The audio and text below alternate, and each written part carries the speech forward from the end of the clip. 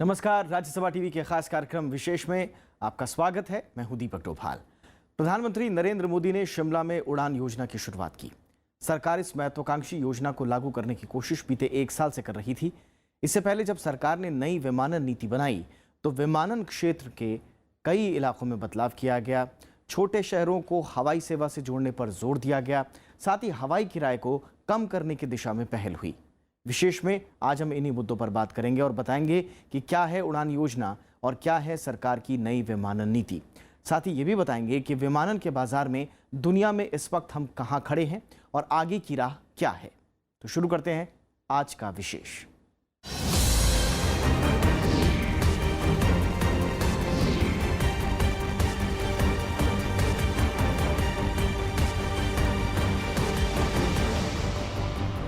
प्रधानमंत्री नरेंद्र मोदी ने गुरुवार को शिमला में महत्वाकांक्षी उड़ान योजना की शुरुआत की। इस योजना का मकसद छोटे शहरों के आम नागरिकों को सस्ती दरों पर हवाई सेवाएं मुहैया कराना है। प्रधानमंत्री नरेंद्र मोदी ने गुरुवार को शिमला के जुबरहट्टी हवाई अड्डे पर कडप्पा हैदराबाद, शिमला दिल्ली और नांदेड़ हैदराबाद वायुसेना को हरी झंडी दिखाकर रवाना किया। इस मौके पर प्रधानमंत्री ने कहा कि इस योजना से हवाई सफर बेहद सस्ता हो जाएगा। ये सफर ऐसी है जो समय भी बचाएगी और इसका खर्च टैक्सी में अगर किलोमीटर का 10 रुपया लगता है तो नई पॉलिसी के तहत हवाई यात्रा का किलोमीटर का खर्चा सिर्फ 6 या 7 रुपया लगेगा। उड़ान योजना के तहत विमान से 1 घंटे का करीब 500 किलोमीटर सफर 2,500 रुपए में किया जा सकता है। हालांकि लंबे मार्ग और उड़ान अवधि के लिए ज्यादा किराया देना होगा। योजना में 128 वायु मार्ग और 70 हवाई अड्डों को जोड़ा जा रहा है। इनमें उन हवाई अड्डों को शामिल किया गया है जहां कम विमान उड़ान भरते हैं। 70-75 ही एयरपोर्ट है जो कमर्शियल पर्पज के लिए काम आ रहे हैं। इस नई पॉलिसी के द्वारा 1 साल के भीतर 30 से ज्यादा नए एयरपोर्ट कमर्शियल एक्टिविटी के लिए जोड़ दिए हैं। हालांकि उड़ान योजना में विमान के आधे टिकट ही सस्ते दामों पर बेचे जाएंगे, जबकि बाकी टिकट बाजार मूल्यों पर मिलेंगे। इस योजना का ऐलान पिछले साल जून में हुआ था। सरकार का दावा है कि ये दुनिया में सस्ते हवाई किराए को लेकर अपनी तरह की पहली योजना है। Bureau report, Rajya Sabha TV. इससे पहले बीते जून में सरकार ने नई विमानन नीति की घोषणा की थी। इसी नीति में 2500 रुपए में 1 घंटे के हवाई सफर की बात कही गई है। इसमें छोटे शहरों को हवाई सेवा से जोड़ने के लिए सभी घरेलू उड़ानों पर शुल्क लगाने और इस राशि से एक फंड बनाने का प्रावधान किया गया। लंबे इंतजार के बाद आई नई उड्डयन नीति में छोटे शहरों को हवाई सेवा से जोड़ने का लक्ष्य रखा गया। इस नीति में सरकार ने हवाई सेवा को सस्ता और सुविधाजनक बनाने पर जोर दिया। सरकार का लक्ष्य है कि साल 2022 तक भारतीय उड्डयन उद्योग दुनिया में तीसरे नंबर पर आ जाए। नई नीति में अगले 5 साल में 30 करोड़ हवाई यात्रियों को सेवा देने लायक बुनियादी ढांचा तैयार करने का लक्ष्य रखा गया है। नई नीति को सितंबर तक लागू किए जाने की संभावना है। The commitment in the BJP manifesto of making regional connectivity a reality. So we kept it as a centerpiece and the whole policy has been worked around it. नई नीति के तहत 1 घंटे की उड़ान के लिए 2,500 रुपए का अधिकतम किराया तय किया गया है। नई नीति में बड़ी राहत कैंसिलेशन को लेकर भी मिली है। अगर आप टिकट कैंसिल कराते हैं तो कंपनियां आपसे 200 रुपए से ज्यादा नहीं वसूल सकेंगी। वहीं डोमेस्टिक टिकट कैंसिल कराने पर 15 दिन के अंदर यात्रियों को रिफंड मिलेगा, जबकि अंतर्राष्ट्रीय टिकट कैंसिलेशन पर 30 दिन के भीतर भी रिफंड का प्रावधान है। ओवर बुकिंग होने पर अगर यात्री को सवार नहीं होने दिया गया तो मुआवजा राशि बढ़कर आपको 20,000 रुपए मिलेगी। 24 घंटे के अंदर अगर फ्लाइट कैंसिल हुई तो मुआवजे की राशि 10,000 रुपए तक होगी। 15 किलो सामान के बाद 5 किलो तक के लिए 100 रुपए प्रति किलो से ज्यादा चार्ज नहीं लगेगा। नई नीति में विमानन कंपनियों को प्रोत्साहित करने के लिए भी बहुत कुछ है। नई नीति के लागू होने के बाद विमानन कंपनियों को सीधे विदेशी उड़ान भरने की अनुमति होगी। अंतर्राष्ट्रीय उड़ानों के लिए 5 साल के अनुभव का नियम खत्म कर दिया गया है। रीजनल कनेक्टिविटी बढ़ाने के लिए बंद हवाई पट्टी को 100 करोड़ रुपए तक का खर्च फिर से शुरू किया जाएगा। इन इलाकों में हवाई सेवा शुरू करने पर 1 साल तक कम सेवा कर लगेगा। वहीं एयरपोर्ट रॉयल्टी और अतिरिक्त शुल्कों में 5 साल तक छूट मिलेगी। रीजनल कनेक्टिविटी बढ़ाने के लिए एक फंड बनेगा और इसके लिए सभी घरेलू उड़ानों पर शुल्क लगेगा। नई नीति उपभोक्ताओं के लिए और भी सहूलियतें लेकर आई है। अगर कोई भी एयरलाइंस कंपनी अपनी उड़ान अचानक रद्द कर देती है तो यात्रियों को 400% तक का जुर्माना देना होगा। यही नहीं, ओवर बुकिंग होने पर अगर यात्री को सवार होने से रोक दिया गया तो यात्री को 20,000 रुपए का मुआवजा देना होगा। यात्री संख्या के लिहाज से भारत विमानन बाजार का 9वां बड़ा बाजार है। नई नीति में इसे पहले 3 की श्रेणी में लाने का लक्ष्य रखा गया है। नीति में कार्गो, रखरखाव, चार्टर सेवा और विनिर्माण को भी बढ़ावा देने का लक्ष्य रखा गया है। देश में घरेलू हवाई यात्रियों की संख्या पिछले 20 महीने से लगातार बढ़ रही है। अप्रैल में इसमें 21.8% की बढ़ोतरी हुई।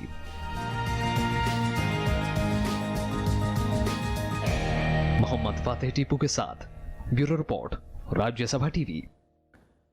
भारत का उड्डयन कारोबार 20% की दर से बढ़ रहा है। इस रफ्तार से भारत जल्दी ही दुनिया का तीसरा सबसे बड़ा नागरिक उड्डयन क्षेत्र बन जाएगा। सरकार ने उड़ान योजना शुरू कर इस क्षेत्र को और रफ्तार देने की कोशिश की है। हालांकि इस क्षेत्र में अभी भी कई चुनौतियां बाकी हैं। प्रधानमंत्री नरेंद्र मोदी ने उड़ान योजना को हरी झंडी दिखाकर देश के उड्डयन क्षेत्र को एक नई रफ्तार देने की कोशिश की। उड़ान यानी उड़े देश का आम आदमी। इस योजना का मकसद अनुमोदित और गैर अनुमोदित हवाई अड्डों के बीच हवाई संपर्क बढ़ाना है।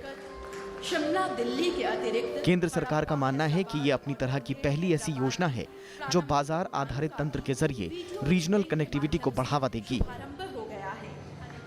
योजना के जरिए 43 शहरों को मुख्य धारा के उड्डयन क्षेत्र से जोड़ना है। रीजनल कनेक्टिविटी स्कीम के जरिए एयर इंडिया की सब्सिडियरी अलायंस एयर दिल्ली और शिमला के बीच चलने वाली पहली फ्लाइट है। योजना के तहत एयरलाइंस कंपनियों को 2 टियर और 3 टियर शहरों में लैंडिंग चार्जेस नहीं देने पड़ेंगे। इसके साथ ही कंपनियों को VGF यानी वायबिलिटी गैप फंडिंग के तहत नुकसान की भरपाई के लिए सब्सिडी दी जाएगी। इसके तहत फिलहाल 5 कंपनियों को लाइसेंस दिए गए हैं। इनमें alliance air, spice jet, turbo Megha, air Odisha और एयर डेक्कन शामिल हैं। इन कंपनियों को निविदा प्रक्रिया के बाद 128 रूट्स दिए गए हैं। इसके तहत बड़े विमानों के लिए 500 किलोमीटर की 1 घंटे की उड़ान के लिए 2,500 रुपए की सीमा तय की गई है, जबकि 30 मिनट तक की हेलीकॉप्टर उड़ान के लिए भी 2,500 रुपए की सीमा तय रहेगी। इस स्कीम के तहत हैदराबाद कडप्पा, हैदराबाद नांदेड़, नांदेड़ मुंबई, चेन्नई मैसूर, चेन्नई सालेम, मुंबई पोरबंदर, कोलकाता आइजॉल, पुणे नासिक, दिल्ली देहरादून और रांची रायपुर जैसे रूट भी प्रस्तावित हैं। जानकार इसे मौजूदा उड्डयन नीति के लिहाज से बड़ा कदम मान रहे हैं। मेरे हिसाब से बहुत महत्वपूर्ण है और इसकी वजह यह है कि हिंदुस्तान में अब एक इकोनॉमिक स्टेज आ गई है जबकि उड़ान स्कीम यानी एयरलाइंस जो कि हमारी अब इतनी ज़्यादा अच्छी और इम्प्रूव कर गई हैं, 20% ग्रोथ है। इंडिया अब 3rd biggest civil aviation sector बन जाएगा वर्ल्ड में। तो अब ये खाली मेट्रो सिटीज़ का नहीं होना चाहिए, सब जगह जाना चाहिए।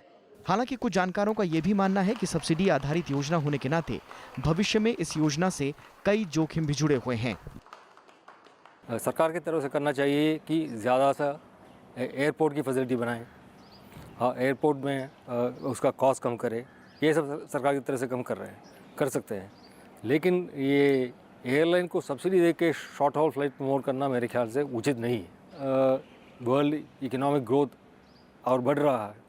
अगर इकोनॉमिक ग्रोथ पूरे दुनिया में अच्छा होता है तो ऑयल का दाम फिर बढ़ जाएगा, मतलब एविएशन टर्बाइन फ्यूल का भी दाम बढ़ जाएगा। फिर टिकट की फेयर में बढ़ावा आ सकता है, तब इन कंपनियों का प्लान चौपट हो सकता है। इस कवायद में देश के बंद पड़े हवाई अड्डे और हवाई पट्टियां भी चुनौती बनी हुई हैं। 28 मार्च 2017 को दिए सवाल के जवाब में सरकार ने संसद को बताया कि देश में इस वक्त करीब 76 हवाई अड्डे और हवाई पट्टियां हैं, जिनमें से 126 का संचालन भारतीय विमानपत्तन प्राधिकरण यानी AAI के हाथ में है। इनमें से कुल 31 हवाई अड्डे ऐसे हैं जो भारतीय विमानपत्तन प्राधिकरण यानी AAI के तहत आने के बावजूद बंद पड़े हुए हैं। विमानन क्षेत्र की चुनौती ये भी है कि मौजूदा संचालित होने वाले हवाई अड्डों में कई ऐसे हैं जो पर्यटकों और सवारियों को आकर्षित करने में नाकाम रहे। हालात ये हैं कि देश का विमानन क्षेत्र दिल्ली, मुंबई जैसे बड़े शहरों के हवाई अड्डों की कमाई पर ही ज्यादा टिका हुआ है। जानकारों के मुताबिक इन हवाई अड्डों में विमानन संचालित न होने के पीछे बड़ी वजह केंद्र, राज्य सरकार और विमानन कंपनियों के बीच तालमेल की कमी है। विमानन कंपनियां अपने लिए मुनाफा सुनिश्चित करना चाहती हैं, जो उन्हें छोटे शहरों से नहीं मिल रहा। हालांकि पिछले साल जारी the National Civil Aviation Policy के तहत गैर संचालित और कम संचालित कम से कम 50 एयरपोर्ट पर सेवाएं दुरुस्त करने का लक्ष्य रखा गया। इसके लिए सरकार ने 450 करोड़ जारी करने का ऐलान भी किया। जानकारों का मानना है कि इस कदम से चुनौतियों से जूझ रहे घरेलू उड्डयन क्षेत्र को नया जीवन मिलने की उम्मीद जगेगी। Bureau report, Rajya Sabha TV. एक छोटा सा ब्रेक लेते हैं, ब्रेक के उस पार कुछ और बातें।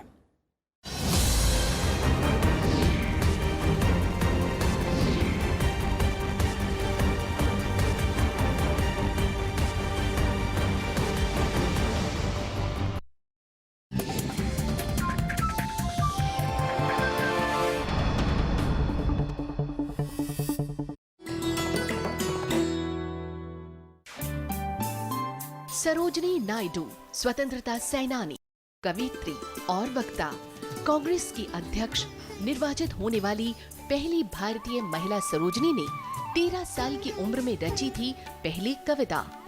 आजादी के बाद वो बनी देश की पहली महिला राज्यपाल। भारत कोकिला के नाम से मशहूर सरोजनी नायडू है नारी शक्ति की अनूठी मिसाल।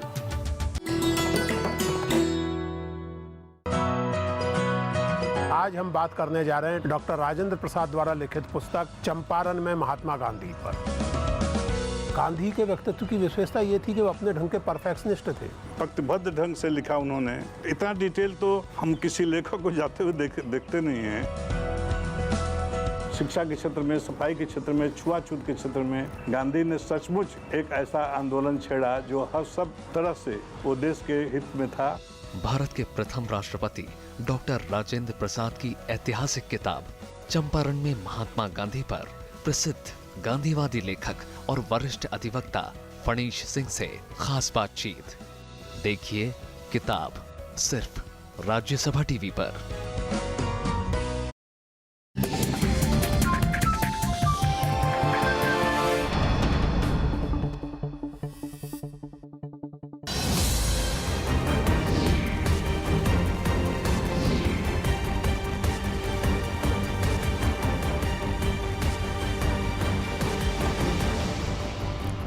भारत में हवाई यात्रियों की संख्या में लगातार इजाफा हो रहा है। भारतीय विमानन कंपनियों के लिए ये अच्छी खबर तो है, लेकिन अंतर्राष्ट्रीय बाजार में भारतीय कंपनियां अब भी पीछे हैं। इसकी बड़ी वजह यह है कि भारत में जनसंख्या के अनुपात में सिविल एविएशन का विस्तार नहीं हो पाया। आइए देखते हैं कि यात्रियों के लिहाज से भारत दुनिया में कहां खड़ा है।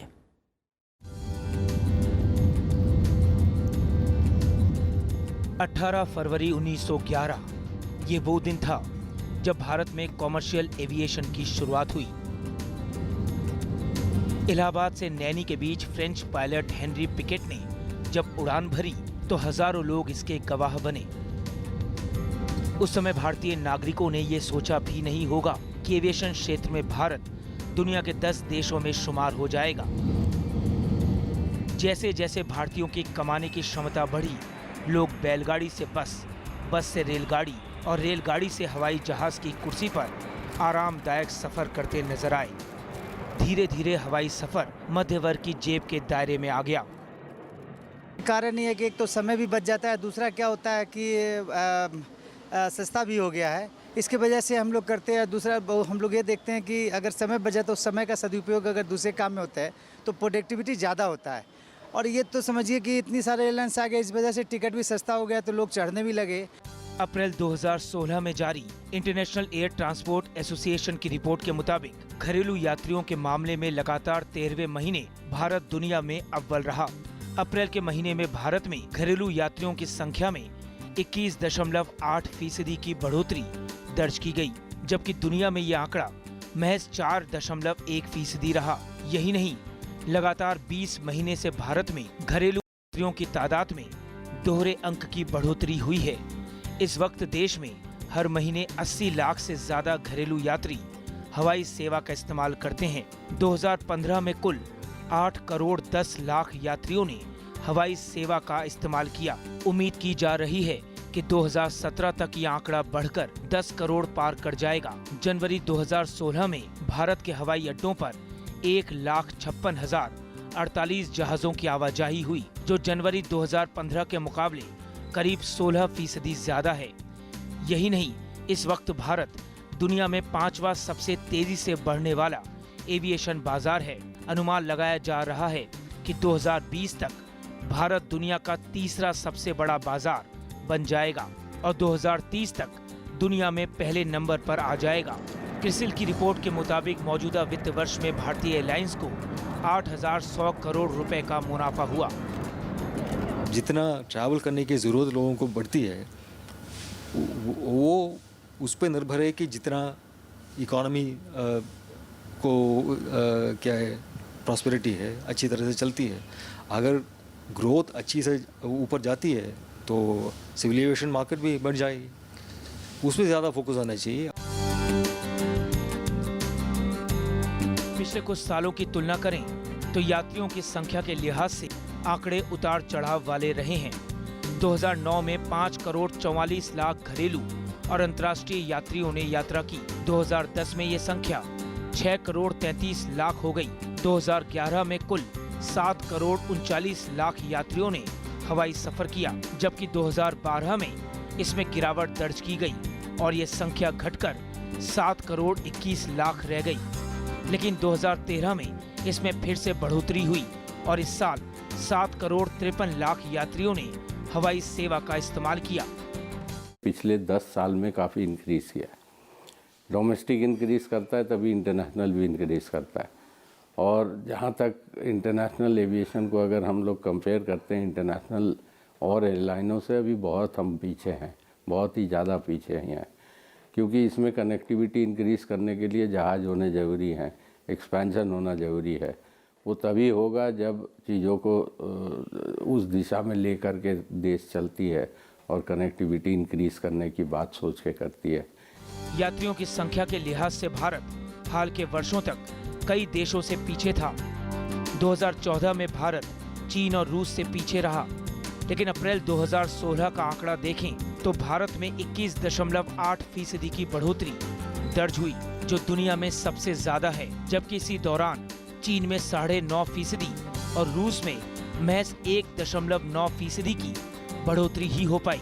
जानकार मानते हैं कि भारत में जिस रफ्तार से जनसंख्या बढ़ रही है, अगर उस अनुपात में एविएशन सेक्टर का विस्तार हो तो हम दुनिया में एविएशन के सबसे बड़े खिलाड़ी बन सकते हैं।